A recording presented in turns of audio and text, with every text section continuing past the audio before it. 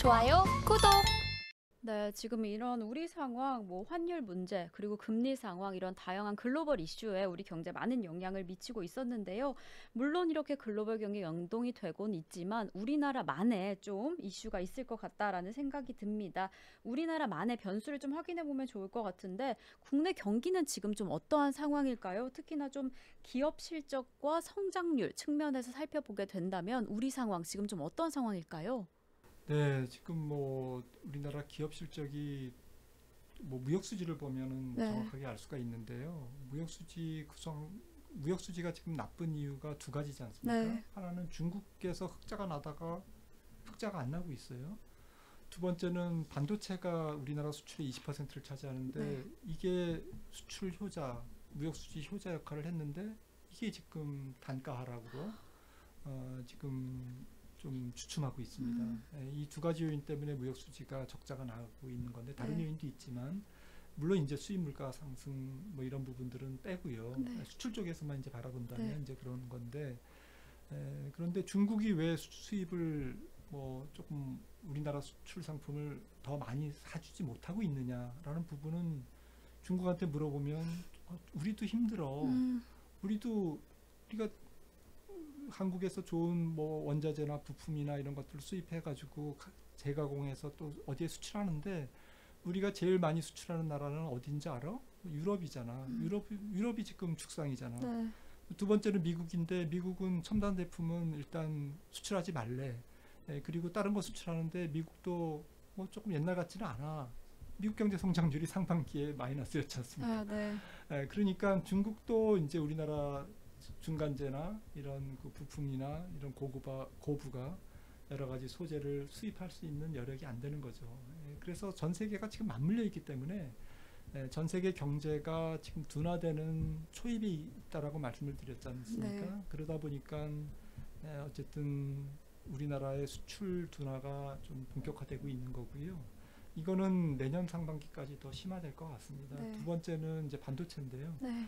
반도체 사이클이 제 생각에는 좀 제가 반도체 전문가가 아니라서 그냥 두리뭉실하게 말씀드릴 수밖에 없지만 자신이 없지만 그래도 반도체 경기는 앞으로 전개될 반도체 경기는 과거 한 10년 20년 누렸던 그런 호황기하고는 조금 사뭇 다를 것 같아요.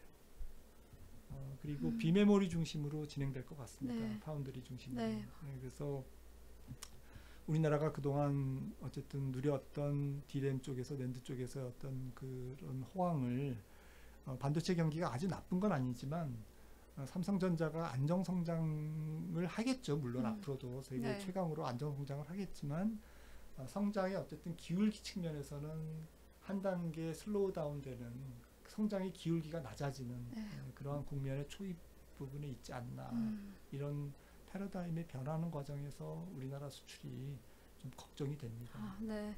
그럼 지금 이런 상황 좀 불황이 개선되기는 할까요? 언제쯤이면 좀 개선이 되게 될지 정말 좀 궁금한 점이 있습니다. 박사님이 이야기해 주신 대로라면 아직은 최악의 국면은 지나지 않았다라고 좀 느껴지는데요. 그러니까 간단히 말씀드려서 실물 경제 최악의 국면은 저는 내년 하반기라고 보고 있고요. 주식시장에서 느끼는 최악의 국면은 실물 경제의 최악의 국면은 내년 2분기 정도, 그러니까 상반기 후반부라고 생각을 합니다. 그 차이는 주식시장의 선행성 때문에도 그렇고요. 예측치 대비 안 좋은 부분을 주식시장은 쫓아가고 실물 경제는 그냥 팩트지 않습니까? 네. 나쁜 정도. 어쨌든 성장률이 가장 나쁠 때인데 이거는 이제 내년 하반기라는 거죠. 네. 그래서 앞으로도 경기에 어쨌든 하강이 계속되는 경기 하강은 두 단계로 진행되거든요. 첫 번째는 후퇴기, 네. 두 번째는 이제 불황기입니다. 근데 아직 불황기가 안 왔고요. 후퇴기고 전 세계 경기의 어쨌든 하강 사이클을 보시면 아까 경제가 나쁜 순서를 말씀드렸는데 미국 같은 경우가 이제 불황 후퇴기의 초입에 불과하고 일본과 유로존과 중국은 이제 후퇴기의 말기라든지 불황기의 초입, 그러니까 경기 침체가 상당히 진행된 상황에 많이 되었네요. 지금 되고 이렇게 나라마다 조금 사이클은 다르지만 전체적으로 가서 만날 겁니다. 바닥에 가서 서로 만나게 돼 있는데 왜냐하면은 서로가 영향을 주니까요. 그렇죠. 미국도 결국엔 세계 경제의 불황을 부메랑으로 떠안으면서 결국 강달러라든지 또 전 세계 경기의 수요의 감소라든지 이런 것들을 그런 것들의 영향을 받으면서 나빠지는 그런 국면이 있기 때문에 다 같이 만나는 거거든요. 경기 네. 침체기. 그래서 모든 경제권이 다 같이 불황으로 완전히 비슷하게 만나는 거는 내년 말일 것 같습니다. 내년 말이나 돼야 이제 서로 네. 악수하면서 바닥에서 다 우리도 어렵고 너 당신도 어렵고 좀 힘을 내자 이제 이렇게 될 것 같고요. 네. 그럴 때 조금 글로벌 공조가 나옵니다. 네. 일단 무역 전쟁도 조금 쉬자. 그리고 서로 뭐 이렇게 헐뜯는 것도 좀 일단 살고 보자. 뭐 이러한 국제 공조도 나올 것 네. 같고요. 그러면서 이제 2025년 돼야 경기가 조금 더 이상 나빠지지 않는 그런 국면을 그러니까 전체적으로는 한 2, 3년간의 불황이 계속될 것 같은데 네. 둥그런 바닥이 편편한 U자형으로 네. 진행될 것 같습니다. 네, 지금 이렇게 경기 침체가 계속 이어지는 상황 속에서 우리나라도 좀 불가피하게 빅스텝을 좀 단행했습니다. 지난 7월에 최초로 0.5%포인트 인상을 결정했는데요. 지금 그런데 계속해서 한국은행이 빅스텝을 시사하고 있습니다. 사실 아까 말씀드린 것처럼 어떻게 보면 이 유동성을 해결하기 위한 불가피한 조치였다라고 하겠지만 국민들에게는 정말 부담이 클 것 같아요. 특히나 뭐 가계부채가 좀 큰 부담이 될 텐데 이렇게 계속해서 빅스텝이 단행되게 되면 우리 경제에는 좀 큰 리스크가 되진 않을까요?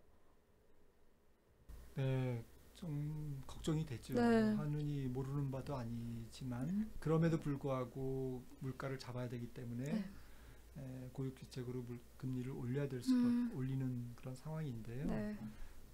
우리나라 가계부채가 턱없이 많이 폭증했기 때문에 이번에 어쨌든 전 세계 금리 인상기 고금리 상황에서 좀 피해를 보는 가계 그리고 경제 주체들이 많아질 것 같고요. 네. 전 세계에 좀 아킬레스건이 다들 있습니다. 전 세계에서 기업 부채 비율이 가장 높은 나라는 중국이고요. 중국이. 네. 전 세계에서 가계 부채 증가 속도라든지 절대 레벨이 가장 GDP 대비 네. 가처분 소득 대비 양쪽으로 어느 것으로 보나 1위를 차지하는 나라가 지금 한국이거든요. 네. 그리고 국가 부채가 높은 나라들이 또 있죠. 네. 좀 전전긍긍한 나라들이 지금 가장 큰 게 뭐 신흥국 빼고요. 네. 선진국 중에서는 이태리가 150%. 근데 또 극우 정당의 총리가 지금 됐기 때문에 좀 유럽 집행부에 이제 조금 마찰음을 빚을 가능성. 네. 그러니까 유로존에서는 어쨌든 중앙 정부에서 이러한 그 약속들을 지키고 조금 살림살이를 짜임새 있게 한다라는 조건으로 조금 이태리 국채도 사주고 뭐 이러는데 이런 부분들을 이제 조금 말을 잘 안 듣는다든지 정치적인 어떤 그런 제스처가 계속 나온다면 우리는 뭐 유로존에서 탈퇴할게 뭐 이럴 수도 있는 거고요. 네. 뭐 실제로 탈퇴는 못하지만 그런 얘기만 나온다는 그런 얘기만으로도 시장은 주식시장 입장에서는 안 좋잖아요. 네, 그렇죠. 그런 게 안 좋기 때문에 이런 것들이 조금 우려가 됩니다. 그래서 네. 국가부채 많은 나라들, 가계부채 많은 나라들, 기업부채 많은 나라들인데 당장 우리나라 남 걱정할 때가 아니고 가계부채가 정말 장난 아닙니다. 네, 그렇죠. 그래서 이런 부분들이 좀 어떻게 해결될지는 저도 잘 모르겠는데 일단 거시적으로는 내수 침체가 불가피할 것 같아요. 앞서 이제 수출이 안 좋다는 얘기 말씀을 드렸는데 내년도에는 내수와 수출이 같이 안 좋은 쌍끌이로 두 개가 좋아야 되는데 두 개가 같이 안 좋은 바람에 우리나라가 내년 상반기에 마이너스 성장을 할 가능성이 제가 볼 때는 매우 높습니다.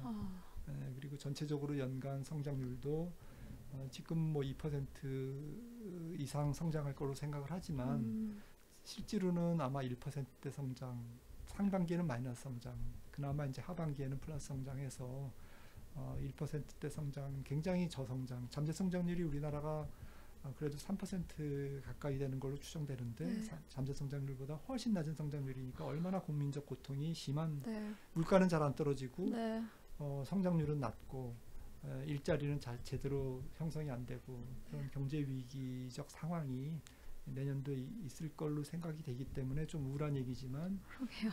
현실을 좀 직시하고 네. 정책도 마련하고 소외계층이라든지 자영업자 대책 이런 부분들을 좀 면밀하게 정부가 지금부터 고민해야 될 거라고 생각을 합니다. 네.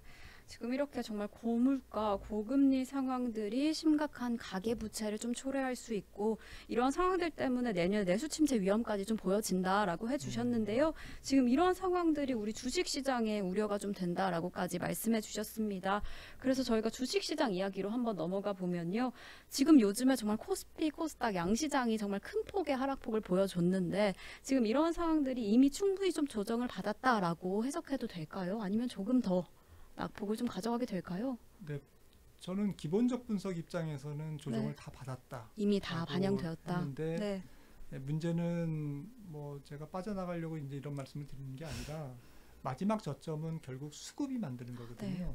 수급은 결국 심리에 의해서 만들어지는 거고 이 수급과 심리에 어쨌든 영향을 주는 것은 레버리지로 일으켰던 거품이 완전히 역거품으로 그러니까 역거품을 또 이렇게 이용하는 공매도 그리고 실질적으로 역거품을 만드는 좀 그 신용 매물 상환 그런 부분들이 결국 어우러져서 네.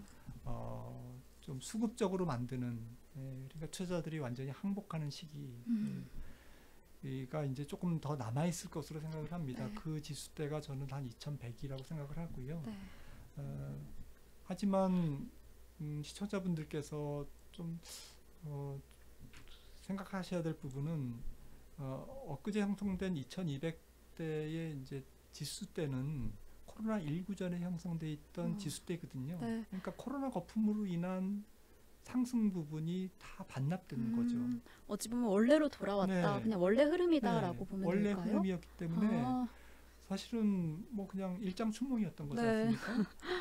그러니까 없던 일로 한 거죠. 네. 그러니까 거품은 해소됐고 오히려. 네, 여기서 더 빠지는 것은 역거품이라는 거죠. 더 많이 빠지는 거죠. 그리고 공포 심리에 더 빠지는 거고 수급적인 요인 때문에 더 빠지는 거니까 네. 주식을 정말 안 갖고 있는 분들 입장에서는 너무 고마운 싸게 살 수 있는 기간이고 네. 이런 역거품은 사실은 저점을 펀더멘탈하게 얘기할 수가 없습니다. 그렇죠. 그거는 심리의 네. 상황에 시장 참여자들이 결정하는 거기 네. 때문에 근데 통상적으로 이거는 오래 가지는 않아요. 네. 그리고 전체적인 기간이 오르는데 67주, 빠지는데 67주였거든요. 지금 정확하게.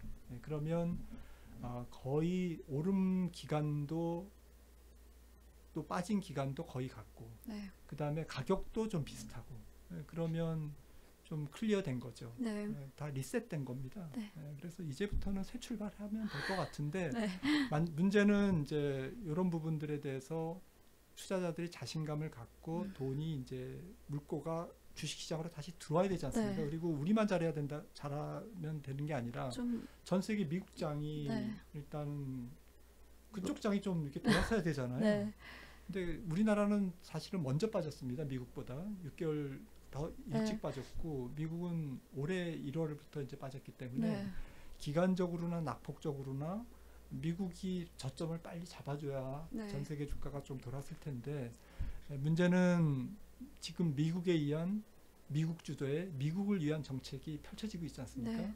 네. 그런 상황에서 지금은 연준을 위한 연준에 의한 연준 주도의 그러한 그 정책이 펼쳐지고 있기 때문에 네. 이게 마무리가 지어져야만 앞서 말씀 나눈 연준의 금리 동결 시점이 가까워져야만 그 금리 동결 시점이 내년 6월이라고 본다면 적어도 한 3개월 전인 내년 3월 정도가 저점이 아닐까 네. 대바닥이 아닐까 네. 그거는 우리 사정보다는 해외 금리 때문에 네. 해외 어쨌든 위험자산의 네. 위험자산 시장의 컨디션 때문에 생기는 네. 억울함일 수 있는 거죠. 네, 지금 앞으로 우리 주식 시장에 가장 큰 영향을 미치게 될 것, 그 투자자분들의 심리 상황, 그리고 이 심리 상황이 수급에 좀 영향을 많이 미치게 될 것 같은데요. 어떻게 영향을 미치게 될지는 좀 지켜보셔야 할 것 같고요. 좋아요, 구독!